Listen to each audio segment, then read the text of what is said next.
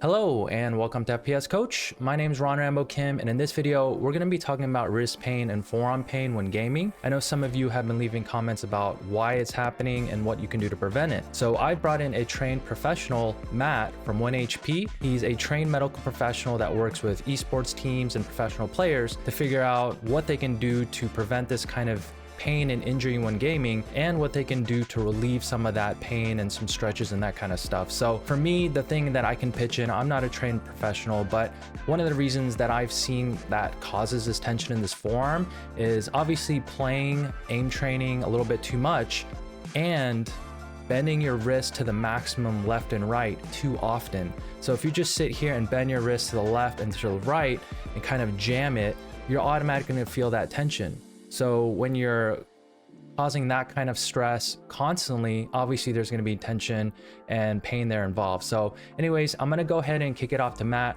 Matt, why don't you tell us what you see in gamers, what could be causing this kind of wrist and forearm tension, and what they can do to relieve it?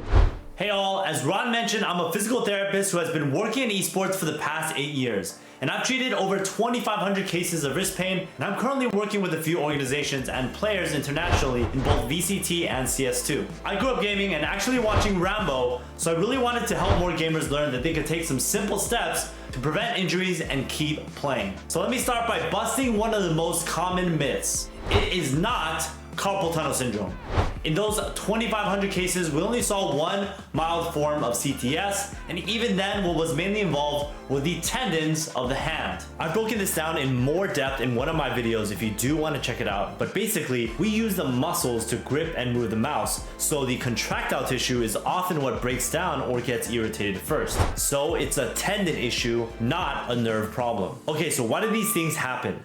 I like to help gamers visualize it in a very specific way. Think of your muscles and your tendons as having a health bar. Every single time you click your mouse, flick, press WASD, you are losing HP. There are things you can do that influence how quickly you lose HP. Death grip, you might be losing 4 HP per click instead of 1. You have a weird grip, same thing. Things like posture, ergonomics, conditioning, sleep, even nutrition can impact this. And when we get to 0 HP, our tendons or tissues get irritated. And that's when we feel pain. On the flip side, there are things we can do to restore HP. Rest, ice, massage, heat, kinesio tape, medication, stretching. But if we zoom out, the most important thing we can control is the size of our health bar. This represents our tissue's capacity or muscular endurance. We can increase the size of our health bar by doing exercises so you can play more and hurt less. Often we play too much, as Ron mentioned, especially with higher strain activities like aim match, death match that can make us lose more HP more quickly. Most gamers who deal with wrist pain just don't have enough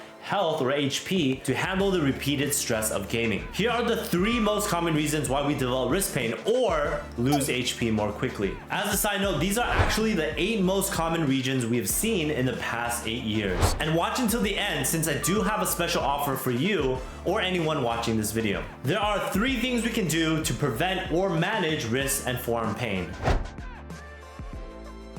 Number 1 is muscular endurance. Hopefully based on what I said about the health bar, you realize that muscular endurance is the most important. We can increase our HP or build up our muscular endurance to allow ourselves to play for longer with less risk of irritating our tissues.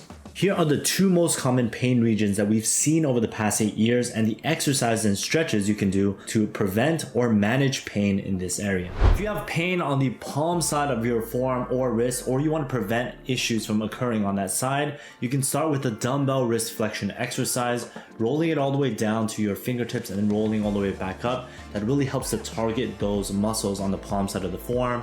Additionally, you can do a tennis ball squeeze, holding each repetition for about 5 seconds and then finally ending with a stretch for those wrist flexors. This is best done after your gaming session to alleviate some of that stiffness, as I mentioned.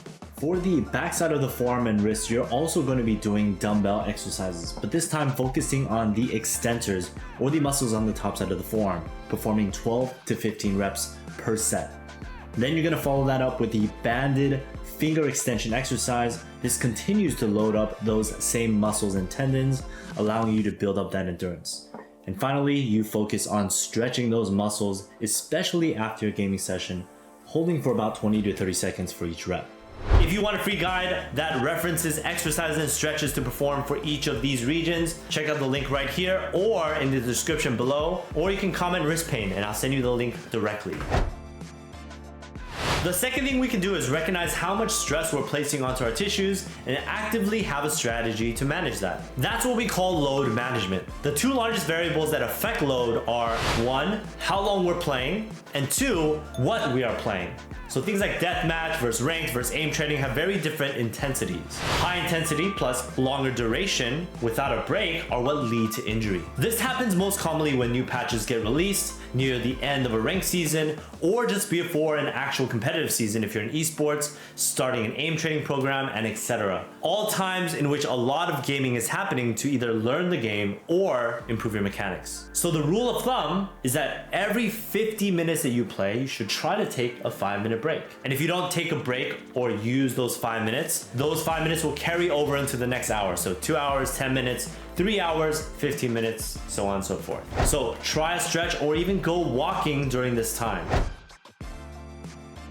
And number 3 is posture and ergonomics. How we hold the mouse, what grip we use, and even our shoulder position can influence the activity of the muscles at our forearm, wrist, and hand. For example, if you use a death grip, you tend to use more of these palm-sided muscles. If you use a claw grip, you tend to use more of the top-sided muscles, and those can definitely contribute to irritation of our tissues. But surprisingly, posture and ergonomics aren't a large contributor to pain.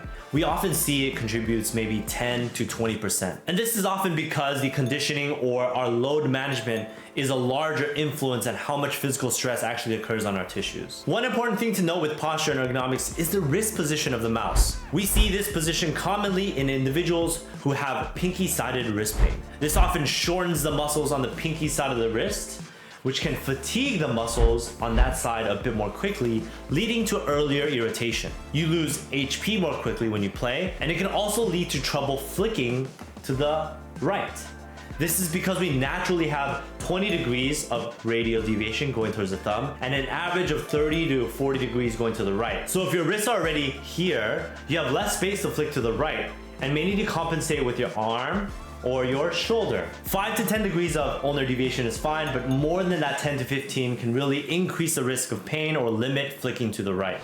These 3 things are all initial great things you can do to start to prevent and manage wrist pain. The quick summary is to exercise to increase your ability to handle more stress without injury, take breaks so you don't accumulate too much stress onto the tissues, stretch and take breaks in general to allow some recovery for the stiffness that occurs with muscles and tendons that are overused, work on your posture and ergonomics as an added bonus. And again, as a reminder, you can get a free cheat sheet in the exercises here. There's a link in the description, or if you want to work with me, do not hesitate to reach out or check the link below. As a special bonus for making it to the end, we recently launched a product called the AI Wrist Wizard. I won't bore you guys with all the details. You can learn more about it in the description, but it's basically a tool that's taken our experience in the past 8 years working with gaming injuries and provides you with an individualized program based on specific assessments that you perform. So using the tool, it'll help you determine the area of discomfort, your specific areas of weakness, and the contributing factors, and then provides this customized program based on that. FPS Coach viewers get 50% off, so check it out, and I'll see you guys soon.